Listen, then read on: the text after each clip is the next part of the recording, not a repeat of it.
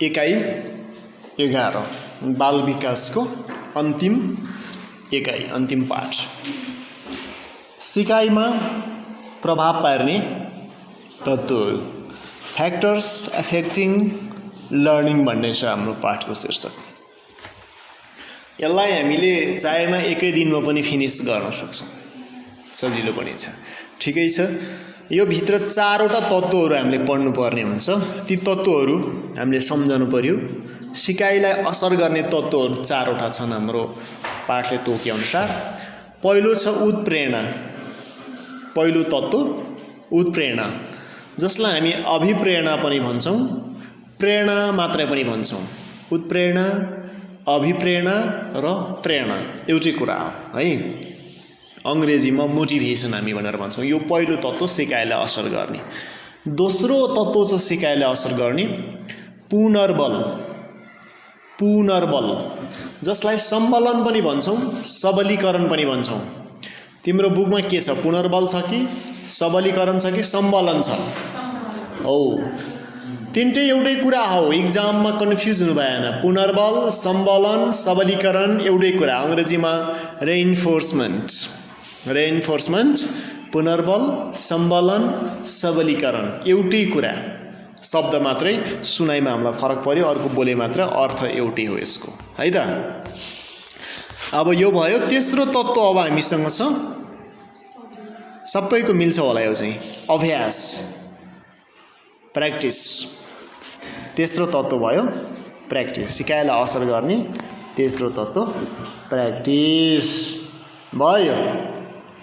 ल, अन्तिम तत्त्व या चौथो तत्त्व छ सामाजिक, व्यक्तिगत, शिक्षक तथा वातावरणीय तत्त्वहरू भनेर दिएको छु।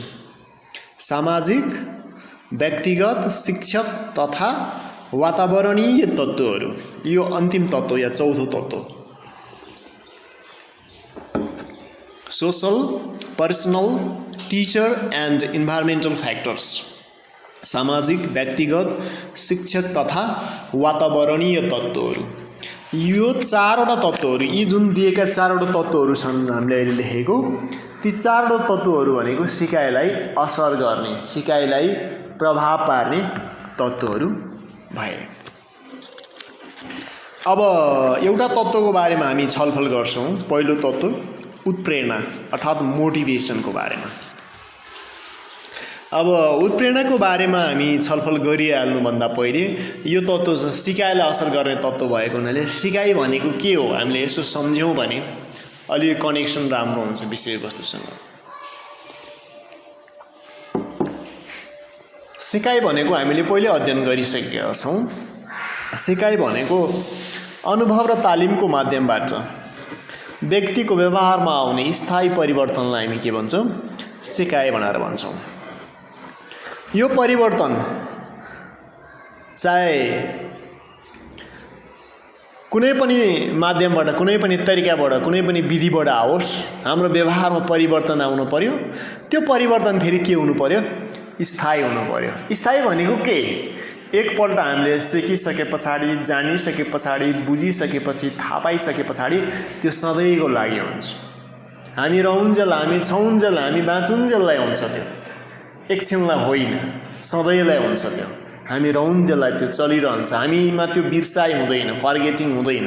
हो, त्यो व्यवहारमा आउने स्थायी परिवर्तन जसलाई हामी के भन्छौँ, सिकाइ। तर त्यसको लागि के चाहियो, अनुभव चाहियो अनि तालिम चाहियो। अनुभव भनेको काम गरेर लिने हो होइन, तालिम भनेको प्रशिक्षण, ट्रेनिङ पनि हामीले प्राप्त गर्ने हो, लिने हो। यसरी अनुभव र तालिमको माध्यमबाट हाम्रो व्यवहारमा अर्थात् व्यक्तिको व्यवहारमा, सिकाइको व्यवहारमा आउने स्थायी जुन परिवर्तन छ त्यसलाई हामी सिकाइ भन्ने गर्छौँ। हो, त्यो सिकाइलाई असर गर्ने या प्रभाव पार्ने तत्त्वहरूमध्ये पहिलो तत्त्व रह्यो मोटिभेसन, उत्प्रेरणा। त उत्प्रेरणाको बारेमा हामी आज छलफल गर्छौँ थोरै।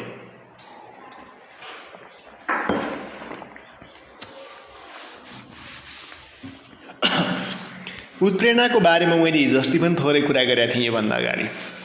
आज पाठमै हामी गर्छौँ। अब उत्प्रेरणा कहिलेकाहीँ हामी परीक्षामा अभिप्रेरणा भनेर लेखेको पनि पाउँछौँ, कहिलेकाहीँ प्रेरणा मात्र पनि पाउँछौँ, कन्फ्युज हुनु भएन। प्रेरणा, उत्प्रेरणा, अभिप्रेरणा एउटै कुरा हो, मोटिभेसनै हो अङ्ग्रेजीमा। यसको अर्थको कुरा गर्छौँ हामी, के होला मोटिभेसन भन्ने कुरा। मोटिभेसन अङ्ग्रेजी भाषाको शब्द हो यो, मोटिभेसन अङ्ग्रेजी। यो चाहिँ ल्याटिन भाषाबाट आएको हो है। ल्याटिन भाषाको मुभ, एमओभिआरई, तिम्रो बुकमा दिएको हुनुपर्छ। ल्याटिन वर्ड एमओभिआरई, मुभबाट अङ्ग्रेजीमा मोटिभ शब्द उत्पन्न भयो। मोटिभबाट के भयो? मोटिभेसन भयो। अब मोटिभेसनको अर्थ खोज्ने हो भने कहाँ जानु पर्यो? ल्याटिन भाषाको मुभमा जानु पर्यो। एमओभिआरई, मुभ शब्दको अर्थ के हो भनेर जान्नु पर्यो। त ल्याटिन भाषामा एमओभिआरई, मुभ भन्ने शब्दको अर्थ हुन्छ टु मुभ। टु मुभ भनेको अगाडि बढ्नु, काममा लाग्नु, चल्नु, क्रियाशील हुनु, अगाडि जानु भन्ने अर्थ लाग्छ मुभको। अर्थात् मुभको अर्थ टु मुभ भयो भने मोटिभेसनको पनि अर्थ के भयो त? टु मुभ भयो। टु मुभ भनेको के? क्रियाशील हुनु, जागृत हुनु, अगाडि बढ्नु, काममा लाग्नु, जाग्नु, जागृत हुनु भन्ने अर्थ लाग्छ। त यसलाई मिलाएर अर्थ लगाउने हो भने के हुने भयो? मोटिभेसन अर्थात् उत्प्रेरणा, अभिप्रेरणाको अर्थ हो भने कुनै पनि लक्ष्य वा उद्देश्य या हाम्रो अपेक्षित व्यवहार प्राप्ति गर्नका लागि कुनै पनि व्यक्तिको अन्तरात्माबाट, भित्रबाट, अन्तस्करणबाट जागरण भएर आउने या जागृत भएर आउने, बिउजिएर आउने आकांक्षा हुन्छ, इच्छा हुन्छ, जसलाई हामी उत्प्रेरणा, प्रेरणा या अभिप्रेरणा भनेर भन्छौँ। उत्प्रेरणा, अभिप्रेरणा पनि एउटा इच्छा नै हो, एउटा आकांक्षा नै हो, तर त्यो चाहिँ भित्रैबाट। भित्रबाट भनेको कहाँ, कुन, के भित्रबाट होला? हामी भित्रबाट, हाम्रो अन्तरात्माबाट, हाम्रो अन्तस्करणबाट त्यसरी जागृत हुन्छ। त्यो ऊर्जाको रूपमा, शक्तिको रूपमा, जुन ऊर्जा र शक्ति जागृत भएपछि हाम्रो आकांक्षा, इच्छालाई त्यसले के गर्छ? लक्ष्यलाई, उद्देश्यलाई प्राप्ति गर्न हामीलाई सघाउँछ, प्राप्ति गराउँछ। त्यो ऊर्जा, त्यो शक्ति, त्यो जागरण जसलाई हामी उत्प्रेरणा भनेर भन्छौँ। ल, टु मुभ अर्थात् मुभ शब्दको अर्थ यसरी आयो। यसको मतलब अर्को शब्दमा हामी के भन्छौँ भने त्यो अन्तरात्मा, अन्तस्करणबाट जागृत भएको ऊर्जा, शक्ति, हामी इच्छा, आकांक्षा हामीमा जागरण भएपछि, त्यो बिउजिएपछि, त्यो उठेपछि, त्यो सुतिरहेको थियो उठेपछि, सुसुप्त अवस्थामा त्यो जागृत भएपछि, जागेपछि त्यसले हामीलाई के गराउँछ? हाम्रो उद्देश्य, लक्ष्य प्राप्तिको लागि हामीलाई ऊर्जाशील बनाइदिन्छ, क्रियाशील बनाइदिन्छ। त्यो उद्देश्य प्राप्तिको लागि हामीलाई अगाडि बढाइरहन्छ। कहिलेसम्म? जहिलेसम्म त्यो लक्ष्य प्राप्ति हुँदैन, जहिलेसम्म त्यो उद्देश्य प्राप्ति हुँदैन, जहिलेसम्म हाम्रो त्यो इच्छा, आकांक्षा, चाहना पुरा हुँदैन, तबसम्म त्यो भित्रबाट जागृत भएको ऊर्जाले हामीलाई अगाडि बढाइरहन्छ, के हिँडाइरहन्छ है। हामीलाई थकाइ लाग्नै दिँदैन, हामीलाई रेस्ट गर्नै दिँदैन। त्यो पुरानो ऊर्जाले हामीलाई लगाइरहन्छ, काममा निरन्तरता अगाडि बढाइरहन्छ, काममा निरन्तर लगाइरहन्छ, अगाडि बढाइरहन्छ, जागृत गराइरहन्छ, सक्रियता दिलाइरहन्छ, क्रियाशील बनाइराख्छ हामीलाई। हो, त्यो हामीलाई क्रियाशील बनाइराख्ने, जागृत अवस्थामा अगाडि बढाउने, निरन्तरता काममा लागिरहनको लागि थप ऊर्जा निरन्तर दिइराख्ने जुन शक्ति, ऊर्जा, त्यसलाई हामी के भन्छौँ? उत्प्रेरणा, मोटिभेसन, अभिप्रेरणा या प्रेरणा भनेर भन्छौँ।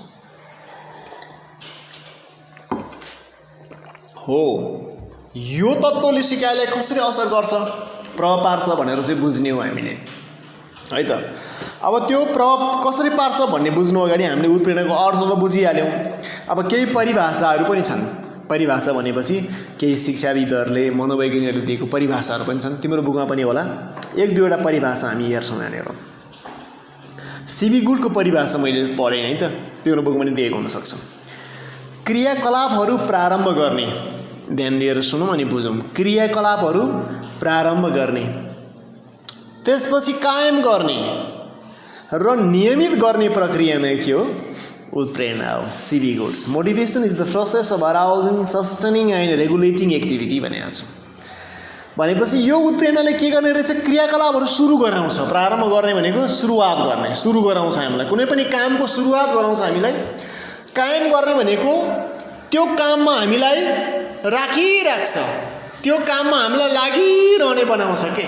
त्यो कामबाट हामीलाई बाहिर विचलित गर्दैन, भाग्न दिँदैन, त्यही काममा राखिराख्छ, कायम गर्छ।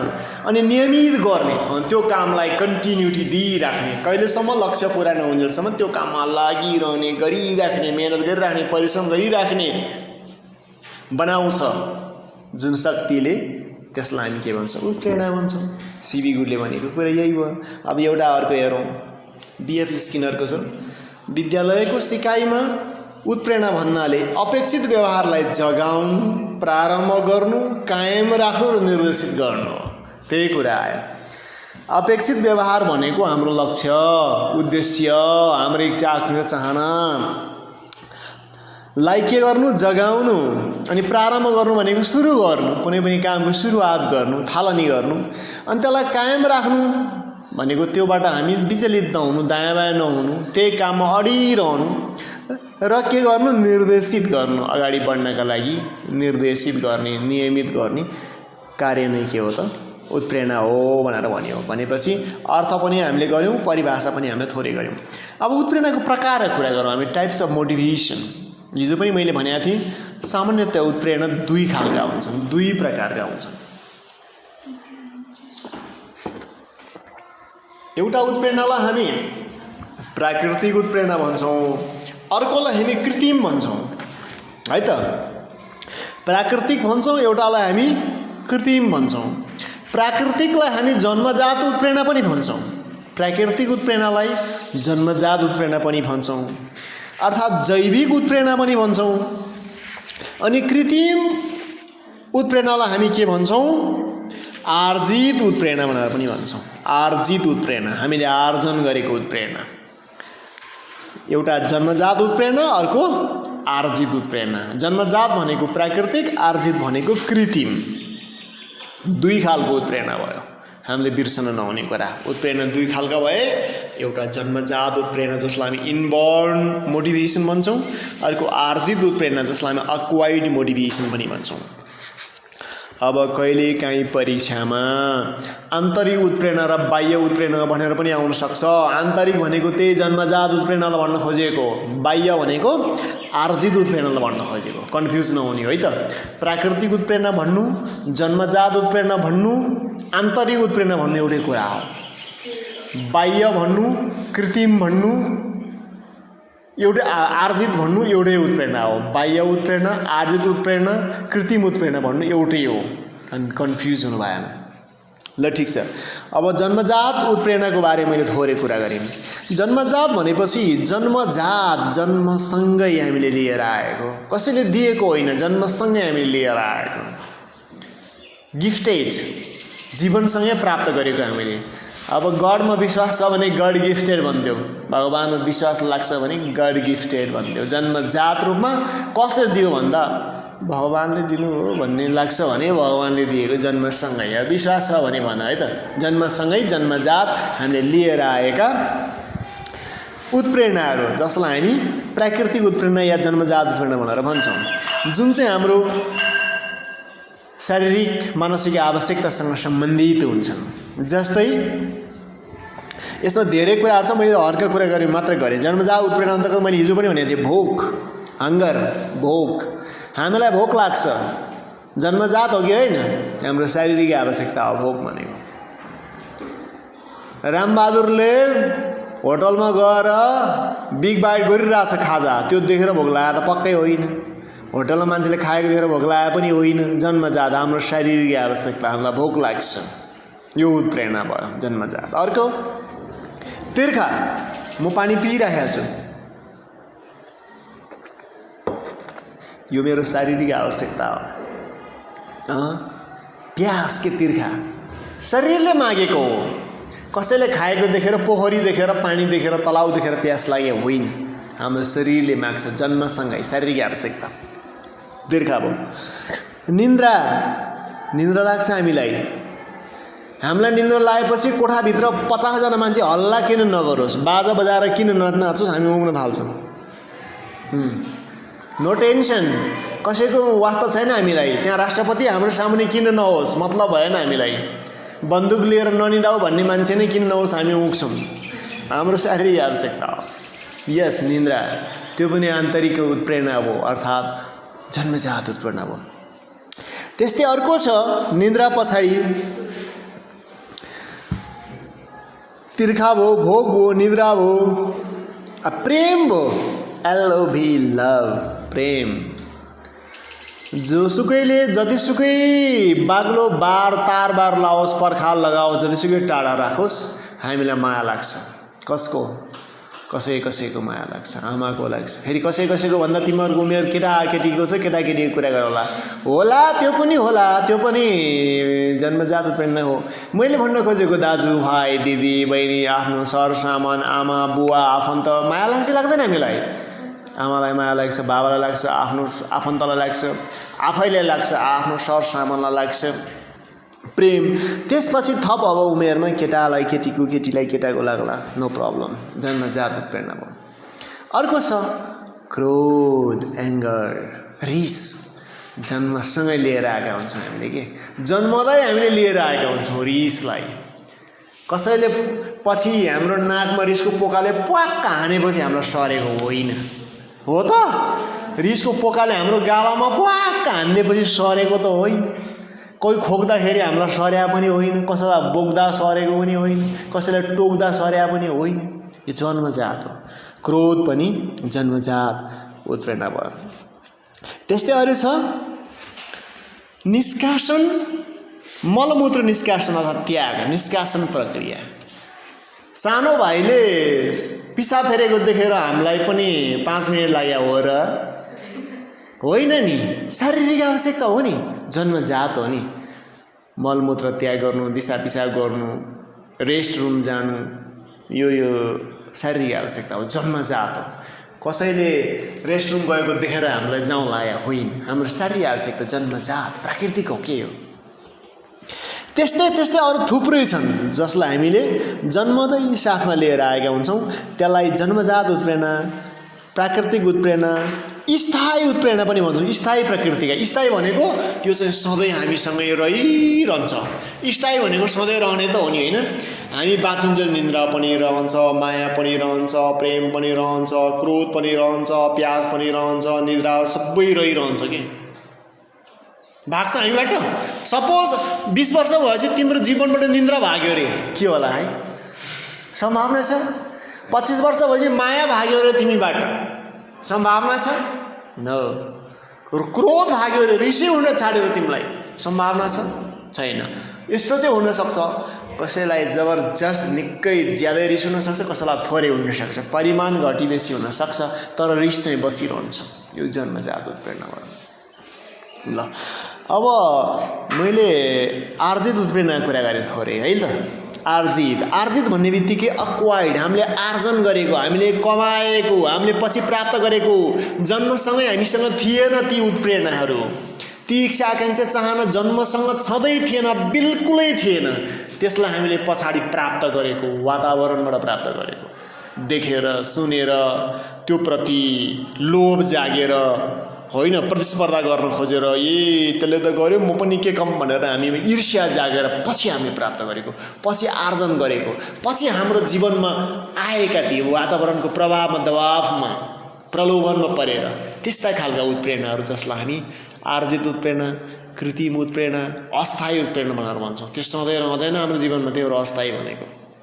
जस्तै ती उत्प्रेरणाहरू अब सामाजिक व्यक्तिगत के भनेर क्लासिफाई गरेको छ, मैले गरिनँ है त, मैले एकै ठाउँमा भनिदिएँ। जस्तै आर्जित उत्प्रेरणाहरूमा एउटा उत्प्रेरणाको म कुरा गरौँ, हुन्छ? जस्तै तिमीलाई कक्षा 12 फर्स्ट डिभिजनमा पास गर्ने इच्छा जाग्यो। जन्मजातै म कक्षा 12 फर्स्ट डिभिजनमा पास गर्छु भनेर जन्मिया हो त? होइन, पढ्छु भन्ने नै थाहा हुँदैन नि, जन्मजात होइन। पढाइ पनि त पछि प्राप्त गरेको, आर्जन गरेको। कक्षा 12 फर्स्ट डिभिजनमा पास गर्छु भनेपछि कोहीबाट देखेर हो नि, कोही मान्छेले फर्स्ट डिभिजनमा पास गरेको सुनेर हो नि त। त्यसले फर्स्ट डिभिजन गर्छ भने म चाहिँ किन सक्दिनँ? हामीमा पनि त्यो अरूकाले गरेको देखेर हामी पनि त्यो इच्छा पछि जाग्छ कि एकाएक, पछि प्राप्त गर्छौँ हामी। वातावरणको प्रभावमा परेर, व्यक्तिको प्रभावमा परेर, प्रलोभनमा पारेर, ईर्ष्या जागेर पछि हामीमा जाग्ने, पछि हामीमा आउने, पछि हाम्रो जीवनमा त्यो आइलाग्ने त्यो खालको उत्प्रेरणा। म पनि फर्स्ट इयर नै पास गर्छु। रामेले त 12 पास गरेपछि ड्याङमा जागिर पो खाएछ, स्थायी जागिर निजामतीमा। तिमीलाई पनि जङ चल्यो, म पनि खरिदारमा नाम निकाली छोड्दिनँ भनेर अब तिमी टुप्पी कसेर पोटुई कसेर पढ्न थाल्यौ, पास पनि गर्यौ। त्यो उत्तीर्ण तिमी पनि जाग्यो, जागिर खाने, जागिरको भोग, पेटको भोग चाहिँ जन्मजात आयो, जागिरको भोग, पढाइको भोग, पैसा कमाउने भोग, उन्नति प्रगति गर्ने भोग होइन, खेलकुद खेलाडी बन्ने भोग, गायक बन्ने भोग, नायक बन्ने भोग, सामाजिक व्यक्तित्व बन्ने भोग, नेता बन्ने भोग, यो सबै चाहिँ के हो त? आर्जित उत्प्रेरणा हो।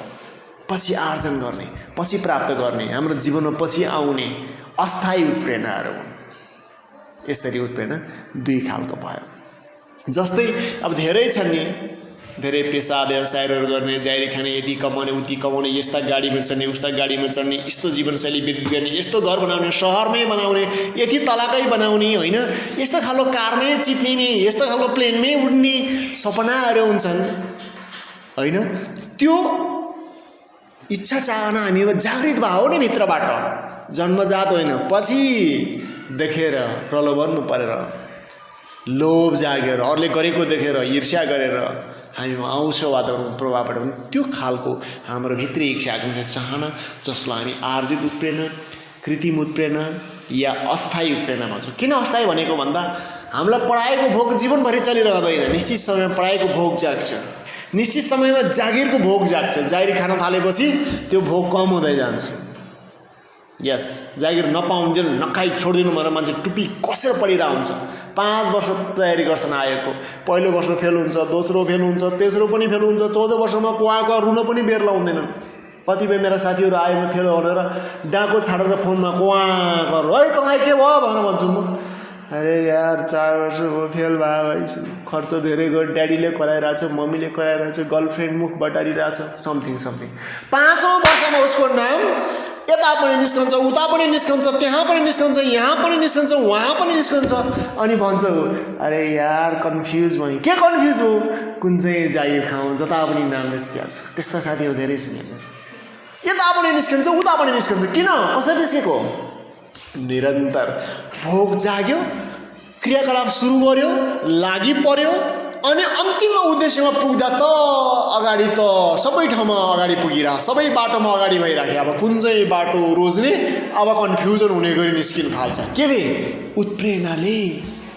भित्री इच्छा शक्ति जागृत भएपछि त्यो हुन्छ हेर, तयारी पुगेपछि त्यो हुन्छ हेर, लागि परेपछि त्यो हुन्छ हेर, त्यही तयारीमै हामी टिकिराखेपछि त्यो हुन्छ स्थिति। अन्तिममा हामी सबैतिर अगाडि। केले अगाडि पुर्यायो?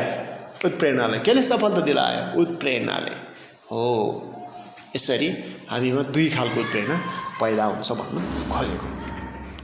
अब यति भन्दै मैले यो भन्दा अगाडि त बढाउँदिनँ। अब यो उत्प्रेरणाले सिकाइलाई असर गर्छ भने हो कि होइन, प्रभाव पार्छ भने हो कि होइन, यो मात्र पुष्टि गर्छु अन्तिममा है त। प्रभाव पार्छ, असर गर्छ कसरी? अब हामी अलिकति कोल्टै फेरौँ, डाइभर्सन भन्छ नि। रोडहरू गइरहेको हुन्छ, पहिरो लड्यो भने डाइभर्सन लेखेर घुमाइदिया हुन्छ नि, सिधा नगर डाइभर्सन। अलिक कोल्टै फेरौँ। हामीलाई भोक लाग्दा, निद्रा लाग्दा हामी पहिलो प्राथमिकता भोकलाई दिन्छौँ, निद्रालाई नै दिन्छौँ हो कि होइन? भोकलाई दिन्छौँ। भोक लागिरहेछ भने, गाडीमा दौडिरहेछ भने ड्राइभरलाई भनेर एकछिन रोक्न लाएर, अरू मान्छे रिसाए पनि एकछिन पख्नुहोस् भनेर पख्नै लाएर हामी खाजा खान्छौँ। अब त्योभन्दा कडा उत्प्रेरणा त बहुत डेन्जरस हुन्छ। कसैको आज्ञा पालन गर्दैन त्यसले, त्यो उत्प्रेरणा। थाहा छ के होला? That is what. गाडी दौडिरहेछ, पश्चिम डढिलोधुरै पुग्नु छ, जङ्गलको बीच बाटोमै छ, बाघ भालु नै आउँछ। त्यो उत्प्रेरणा जागेपछि तिमीलाई डर लाग्दैन, तिमीले गाडी रोक्न लगाउँछौ। किन? के होला त्यो उत्प्रेरणा? अन्दाज गर्यो? लागेन? ओहो, कस्तो बिर्सेको। त्यो उत्प्रेरणा भनेको हो निष्कासन। पिसाब लागिरहेछ, दिशा लागिरहेछ भने के गर्ने? बाघ जङ्गलमा छ, भालु जङ्गलमा आइरहेछ, डडेलधुरा पुग्नु छ, रात पर्यो भनेर गाडीमै बसिराख्छौ? स्टप, 5 मिनट 10 मिनट रोकिराख भन्छौ तिमी, दौडाइहाल्छ त्यसले। त्यो उत्प्रेरणा हो कि होइन? अब त्यो उत्प्रेरणा जागेपछि के हुँदो रहेछ भने त्यो काममा हामी लागिहाल्छौँ, निरन्तर लागिराख्छौँ। कहिलेसम्म? त्यो काम सम्पन्न नभएसम्म, त्यो क्रियाकलाप अन्त्य नभएसम्म हामीलाई त्यो उत्प्रेरणाले हामीलाई पछाडिबाट घोक्रे ठ्याक लाएर कन्टिन्यू त्यो काम गर्न लगाई गर्छ के। त्यस्तो खालको ऊर्जालाई हामीले कता लगायौँ भने पढाइमा लगायौँ भने, पढ्ने कुरामा लगायौँ भने, लेख्ने कुरामा लगायौँ भने, बुझ्ने कुरामा लगायौँ भने, तयारी गर्ने कुरामा लगायौँ भने हाम्रो पढाइ के हुने होला है? हामी जीवनमा सेकेन्ड हुन्छौँ, जीवनमा हाम्रो रिजल्टमा डी ग्रेड आउँछ, आउँदैन। डी ग्रेड चाहिँ आउँछ, डी ग्रेड आउँछ। त्यही भनेको ठुलो ग्रेड आउँछ, ए प्लस चाहिँ आउँछ क्या, डी त आउँदैन, ए प्लस चाहिँ आउँछ। के भयो भने हामीले सिकाइमा, पढाइमा, शिक्षणमा, कक्षामा, पढ्ने कुरामा, गृह कार्य गर्ने कुरामा, कक्षा कार्य गर्ने कुरामा, परीक्षाको तयारी गर्ने कुरामा हामी भित्रको ऊर्जालाई जगायौँ भने, हामी भित्रको इच्छा शक्तिलाई जागृत गर्यो भने, हामी भित्रको अन्तस्करण र अन्तरात्माबाट त्यो इच्छा शक्ति ऊर्जाशील भएर जागृत गरायौँ भने र त्यो ऊर्जालाई पढाइमा लगायौँ भने पढाइ त के हुन्छ? जुनसुकै विषय तिमीलाई सही लाग्न थाल्छ, वाह, जुनसुकै विषयमा तिमी रम्न थाल्छौ, आनन्दित हुन थाल्छौ भनेपछि तिमी के हुन्छ? पढाइमा तिमी त अब्बल हुन्छौ, सिक्ने कुरामा तिमी त अब्बल हुन्छौ, जे पनि तिम्रो लागि सजिलो हुन्छ, जे पनि तिमी सिकी छाड्छौ, जे पनि तिमी जानिहाल्छौ, जे पनि तिमी बुझिहाल्छौ, जे पनि तिम्रो नजरमा वाह इन्ट्रेस्टिङ, तिमी रमाइरहेको हुन्छ, इन्जोय गरिराखेका हुन्छौ।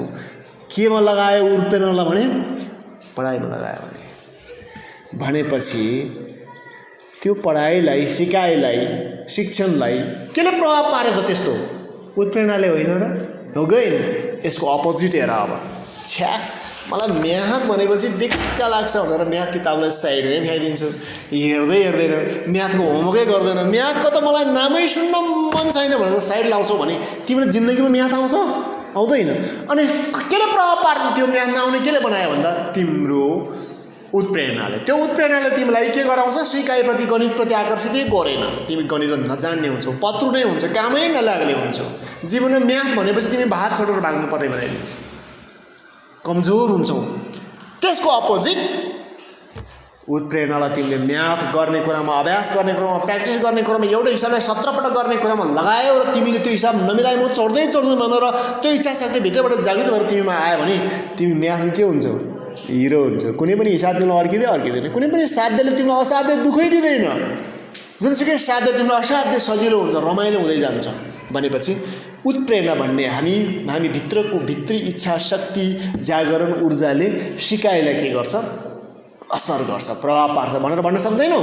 सक्छौँ नि त। हो, हामीले भन्न खोजेको चाहिँ यो हो। मैले पहिलो तत्त्व चाहिँ सिद्ध्याएँ, सिकाइलाई प्रभाव पार्ने या असर गर्ने तत्त्वहरूमध्ये पहिलो तत्त्व उत्प्रेरणा, अभिप्रेरणा या मोटिभेसनले सिकाइलाई यसरी असर गर्छ भनेर मैले भनिदिएँ। प्रभाव पऱ्यो नि, होइन त?